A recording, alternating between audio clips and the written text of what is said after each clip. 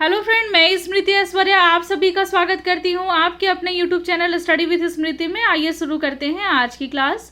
आज की क्लास में मैं आप लोगों को झारखंड की अर्थव्यवस्था विषय से एक प्रश्न का उत्तर कराने वाली हूं। ये उन सारे स्टूडेंट के लिए हेल्पफुल हो जाता है जो जेपीएससी की तैयारियों में लगे हैं, क्योंकि इस टॉपिक को मैंने जेपीएससी के प्रारंभिक परीक्षा और मुख्य परीक्षा दोनों के ही सिलेबस से लिया है। प्रारंभिक परीक्षा की अगर बात की जाए तो जो पेपर 2 होगा उसमें झारखंड के पर्यावरण से संबंधित प्रश्न जो हैं 7 प्रश्न ऐसे होंगे जो ऑब्जेक्टिव में पूछे जाएंगे।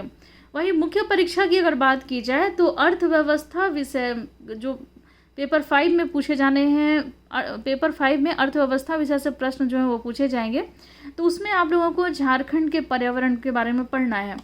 तो आज की क्लास में जो प्रश्न मैंने शामिल किया है वो है झारखंड में रेडियोधर्मी प्रदूषण समस्या और इसके निदान के उपाय का विस्तृत वर्णन करें।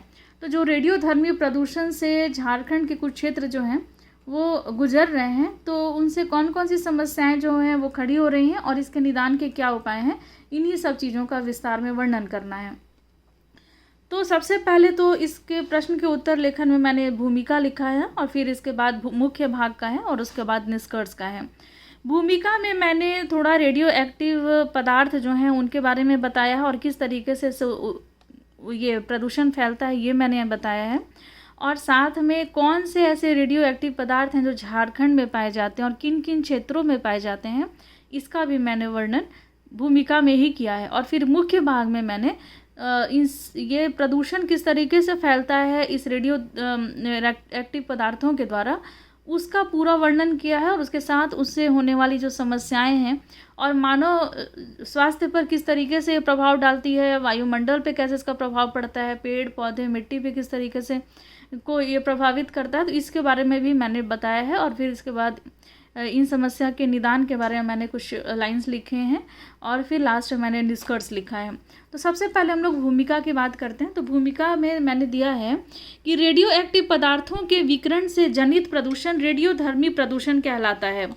तो वैसा प्रदूषण जो रेडियो एक्टिव पदार्थों के विकिरण से फैलता है उसको क्या कहते हैं, उसी को रेडियोधर्मी प्रदूषण कहते हैं। रेडियोधर्मी पदार्थ से स्वतः रेडियोधर्मी विकिरण निकलता रहता है। जो रेडियो एक्टिव पदार्थ हैं उनसे अपने आप ही विकिरण जो है वो निकलता रहता है और यही प्रदूषण का कारण बनता है, जैसे कि थोरियम, प्लूटोनियम, यूरेनियम, ये सभी जो हैं रेडियो एक्टिव पदार्थ हैं। झारखंड देश में यूरेनियम उपलब्ध कराने में सबसे अग्रणी राज्य है और इन्हीं सब पदार्थों में झारखंड जो है यूरेनियम उपलब्ध कराने में पूरे देश में अग्रणी राज्य है। अब वो किस तरीके से, तो देखिए, uranium corporation of India limited की देश में, यहाँ की मैंने 2 बार लिख दिया है, uranium corporation of India limited की देश में 8 यूरेनियम की खानें हैं। पूरे देश में 8 यूरेनियम की खान है और इसमें से 7 जो है वो झारखंड में ही स्थित है। इनमें कौन कौन से खान है, तो जादूगोड़ा, भटिन, तुरामडी, बागजाता, नरवा पहाड़, बांदूहुरान और माहुलडी, ये सभी 7 जो हैं यूरेनियम की खाद्यान्न, ये खान ये कहाँ पर स्थित है, तो ये झारखंड में स्थित है। देश में 6 परमाणु बिजली केंद्र हैं जहाँ पर झारखंड से उत्पादित यूरेनियम का इस्तेमाल किया जाता है। तो जो पूरे देश में जो 6 परमाणु ऐसे बिजली केंद्र हैं, 6 ऐसे परमाणु बिजली केंद्र हैं जहाँ पर जो कच्चा माल के रूप में जो यूरेनियम का प्रयोग किया जाता है बिजली उत्पादन में, तो ये सभी माल जो है कहाँ से जाते हैं, तो ये झारखंड से ही जाते हैं और झारखंड से ही उत्पादित होते हैं। यूरेनियम के रेडियोधर्मी कचरे से खदानों के आसपास पर्यावरण जो है वो प्रदूषित हो रहा है। तो जब यूरेनियम को निकाला जाता है तो उसके साथ साथ जो कचरे निकलते हैं उससे जो पर्यावरण है वो प्रदूषित हो रहा है। झारखंड में 1967 ईस्वी में झारखंड के जादूगोड़ा में यूरेनियम खनन शुरू हो गया था। 1967 से जादूगोड़ा में यूरेनियम का खनन शुरू हो गया। उसके बाद बहुत सारे यूरेनियम के खान हैं वहाँ पर। यूरेनियम निकालने के दौरान काफ़ी मलबा निकलता है। जब यूरेनियम निकाला जाता है तो उसके साथ साथ केवल यूरेनियम ही नहीं निकलता, उसके साथ साथ बहुत सारे मलबा भी निकलता है। यदि 1 किलोग्राम यूरेनियम निकलता है तो इसके साथ 1750 किलोग्राम रेडियो एक्टिव कचरा बनता है। अगर मतलब 1750 किलोग्राम रेडियो एक्टिव कचरा बनता है। अगर 1 किलोग्राम यूरेनियम निकला तो इसके साथ साथ 1750 किलोग्राम रेडियो एक्टिव कचरा बनता है। यूरेनियम कचरा जहाँ इकट्ठा होता है, जहाँ पर ये इन कचड़ों को इकट्ठा किया जाता है, उसको कौन सा पॉन्ड कहते हैं? तो इसको टेलिंग पॉन्ड कहते हैं। तो जब यूरेनियम निकलता है तो उसके साथ साथ जो इसके कचड़े निकलते हैं, तो कचड़ा को फेंकने के लिए एक टेलिंग पॉन्ड होता है, यानी कि टेलिंग तालाब इसको कहा जाता है, और वहीं पर कचड़ा इकट्ठा किया जाता है। फिलहाल जादूगोड़ा और तुरामडीह में कई एकड़ में फैले 2 टेलिंग तालाब हैं। कई एकड़ में फैला हुआ ये टेलिंग तालाब है। कहाँ कहाँ पर? तो जादूगोड़ा में और तुरामडीह में। UCIL की रिपोर्ट में यह बताया गया है कि इन टेलिंग तालाबों में रेडियो एक्टिव तत्व होते हैं। लोग इन टेलिंग पॉन्ड में जितना नज़दीक रहेंगे, इस टेलिंग पॉन्ड के पास जितना नज़दीक लोग रहेगा, उनके स्वास्थ्य को उतना ही खतरा बढ़ेगा। आज भी जादूगोड़ा और तुरामडीह टेलिंग पॉन्ड्स के पास 100 से 200 मीटर के दायरे में ढेरों परिवार जो हैं वो रहते हैं। देखिए, यूरेनियम की जो उत्पादन है वो 1967 ईस्वी से झारखंड में शुरू हो गई थी, जादूगोड़ा से। और जब यूरेनियम निकाला जाता है तो उसके साथ साथ बहुत भारी मात्रा में उसके साथ साथ कचड़ा निकलता है, और उस कचड़े को इकट्ठा करने के लिए टेलिंग तालाब जो है, या टेलिंग पॉन्ड जिसको कहते हैं, वो बनाया जाता है। झारखंड में ऐसे 2 टेलिंग तालाब हैं। कहाँ कहाँ पर? तो ये जादूगोड़ा और तुरामडीह में है। यहाँ पर इन कचड़ों को इकट्ठा किया जाता है, और इन कचड़ों के आसपास रहने वाले लोग जो हैं, या फिर आसपास का जो वातावरण है, वो इससे प्रभावित होता है। और ये लगभग 100 से 200 मीटर के दायरे में ढेरों परिवार जो हैं वो रहते हैं, और इन परिवारों पर भी इसका प्रभाव जो है, दुष्प्रभाव जो है, इन रेडियो एक्टिव पदार्थ का या कचड़ा से निकलने वाले जो विकिरण है उसका प्रभाव पड़ता है। तो रेडियोधर्मी प्रदूषण का क्या प्रभाव पड़ता है? तो देखिए, मृदा प्रदूषण होता है, मानव स्वास्थ्य पर भी इसका प्रभाव पड़ता है, वातावरण पर किस तरीके से प्रभाव पड़ता है, और जैव विविधता पर भी प्रभाव पड़ता है। देखिए, रेडियोधर्मी प्रदूषण का प्रभाव मिट्टी और वायुमंडल पर पड़ता है। रेडियोधर्मी जो प्रदूषण है, इससे पेड़ पौधे, जीव जंतु, खाद्य सामग्री आदि भी इससे प्रभावित होते हैं। गर्भवती महिलाएं और बच्चों पर इसका प्रभाव पड़ता है। गर्भपात हो जाता है, समय से पहले बच्चा होना या मरा हुआ बच्चा पैदा होना, ये सभी इसके रेडियोधर्मी प्रदूषण के ये प्रभाव हैं।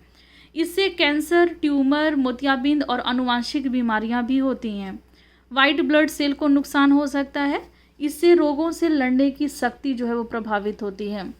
विश्व स्वास्थ्य संगठन के मुताबिक 50 से 100 मिली सॉवर्ट के संपर्क से बच्चों में कैंसर का खतरा हो सकता है। और ये जो मात्रा बताई गई है 50 से 100, अलग अलग अनुसंधान में इसकी अलग अलग मात्राएं जो है वो निश्चित की गई हैं।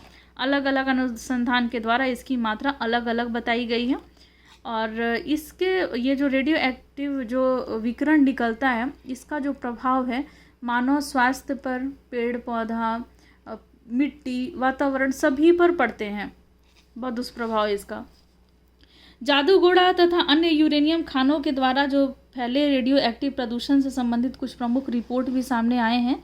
उस रिपोर्ट में सबसे पहला जो रिपोर्ट प्रस्तुत किया गया वो था बिहार विधान परिषद की पर्यावरण कमेटी ने 1998 ईस्वी में जादूगोड़ा से संबंधित एक रिपोर्ट में बताया कि UCIL के टेलिंग पॉन्ड में डाले गए यूरेनियम कचरे से आसपास के जो आदिवासी लोग हैं उनके सेहत पर इसका नकारात्मक प्रभाव पड़ रहा है। 2004 में जापान के क्योटो यूनिवर्सिटी के शोधकर्ता ने अपनी जांच रिपोर्ट में ये बताया कि जादूगोड़ा में यूरेनियम माइनिंग में रेडिएशन इससे फैल रहा है। फिर रेडियोधर्मी कचरे को निपटाने के कौन कौन से उचित विधि हैं, ये विधि को अपना करके इस कचरे का सही तरीके से प्रबंधन किया जा सकता है ताकि आसपास का जो वातावरण है या लोग हैं वो प्रभावित ना हो। कौन कौन से उचित उपाय किए जा सकते हैं? तो देखिए, रेडियोधर्मी कचरे में अभी भी विकिरण का कुछ स्तर है। जब जो ऐसा नहीं है कि जो पदार्थ है उसी में विकिरण निकलेगा, उसके जो कचरे निकलते हैं उसमें भी विकिरण का स्तर होता है। इसलिए इसे सामान्य कचरे की तरह निपटाया नहीं जा सकता है। इसके लीक होने की संभावना है। जैसे लोहा का अगर लोहा एस्क निकाला जा रहा है तो उससे अगर कचरा निकलता है तो उस तरीके से अगर उसका कचरा का जब कहीं अगर उसको डंप किया जाता है, इकट्ठा किया जाता है या फिर जमा किया जाता है या प्रवाहित किया जाता है तो वो उस तरीके का कचरा इसका नहीं है। इसके कचरे से विकिरण निकलता है और जिससे वहाँ के आसपास के लोग जो हैं वो प्रभावित हो सकते हैं। तो इस तरह से ये सामान्य कचरा की तरह इसको लेना नहीं है, इसे भारी और मोटे ठोस कंटेनर में संग्रहित किया जाना चाहिए। रेडियोधर्मी सामग्री पर लेबल लगाना आवश्यक है और जो रेडियो एक्टिव सामग्री है उस पर लेबल लगाना बहुत ज़रूरी है ताकि इसको संभालते समय सुरक्षात्मक गियर का उपयोग किया जा सके। जैसे कोई आम पदार्थ है उसको जिस तरीके से पहुंचाया जाता है किसी स्थान पर, गंतव्य स्थान पर, उस तरीके से अगर इसको पहुंचाया जा रहा है तो इस पे एक लेबल लगी होनी चाहिए जो खतरे का मार्क होना चाहिए, उसको सही तरीके से उसको सही जगह पर पहुंचाना ज़रूरी रहता है। चूँकि कचरे को स्टोर करना या निपटाना आसान नहीं होता है, इसलिए इसे दूसरे रिएक्टर में ईंधन के रूप में प्रयोग किया जा सकता है जिससे पर्यावरण की रक्षा होती है। कुछ महत्वपूर्ण तथ्य भी हम लोग जान लें। सितंबर 2014 में राज्य सरकार के निर्देश के बाद जादूगोड़ा माइंस को बंद कर दिया गया था। जो जादूगोड़ा माइंस है उसको बंद कर दिया गया, जिसे अब माइंस में काम करने के लिए सुरक्षित होने का प्रमाण पत्र मिल चुका है और यह अब खुलने के लिए तैयार है। जादूगोड़ा माइंस जो है 2 सितंबर 2014 के बाद सरकार के निर्देश के बाद, जो वन्य एवं पर्यावरण विभाग मंत्रालय है उसके निर्देश के बाद इसको बंद कर दिया गया था, लेकिन अब ये खुलने की स्थिति में आ गया है और इसको सुरक्षित होने का भी प्रमाण पत्र मिल चुका है। निष्कर्ष में अब हम लोग लिखेंगे, अतः यह कहा जा सकता है कि देश में यूरेनियम उपलब्ध कराने वाला अग्रणी राज्य झारखंड के यूरेनियम खाद्यान्नों के यहाँ झारखंड होगा, अग्रणी राज्य झारखंड यूरेनियम खानों के रेडियोधर्मी प्रदूषण से मुक्त कराना होगा राज्य को। जो झारखंड राज्य है इसको रेडियोधर्मी प्रदूषण जो है से मुक्त कराना होगा, जो कि एक गंभीर समस्या बनी हुई है झारखंड के लिए। प्रदूषण मुक्त खानों से ही भावी यूरेनियम आवश्यकताओं की पूर्ति संभव है। तो आज की क्लास में बस इतना ही, और आज की क्लास में आपने जाना रेडियो एक्टिव प्रदूषण के बारे में, और कल की क्लास में हम लोग कुछ अन्य प्रश्न को लेंगे जो झारखंड की अर्थव्यवस्था से ही होगा। तो आज की क्लास में बस इतना ही, मिलते हैं नेक्स्ट क्लास में, लेते हैं आपसे विदा, धन्यवाद।